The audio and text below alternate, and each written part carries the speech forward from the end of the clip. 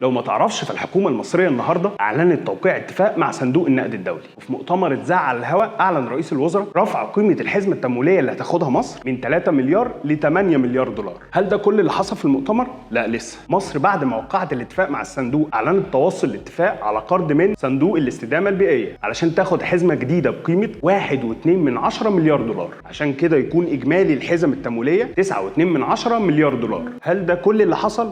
برضه لا، لان بمجرد التوقيع على الاتفاق هيكون ده بدايه توفير قروض ميسره من المؤسسات التمويليه الكبرى. طيب انا وانت هنستفيد ازاي؟ كل القرارات اللي تم الاعلان عنها النهارده ومن ضمنها تحرير سعر الصرف ورفع الفايده 600 نقطه مع توقيع الاتفاق مع صندوق النقد الدولي والحزم التمويليه الثانيه، كل ده هيساعد الحكومه على تقليل التضخم بشكل كبير، بالاضافه لقرارات الافراج الجمركي على البضائع اللي بدات تتنفذ بالفعل. ده غير تعطل السوق السوداء اللي بدورها هتكون سبب في ضخ مبالغ دولاريه كبيره جوه نظام المصرفي الرسمي. وانا هنا عايز اسالكم، هل شايفين القرارات اللي احنا سمعنا عنها النهارده دي هتلغي وجود السوق السوداء تماما؟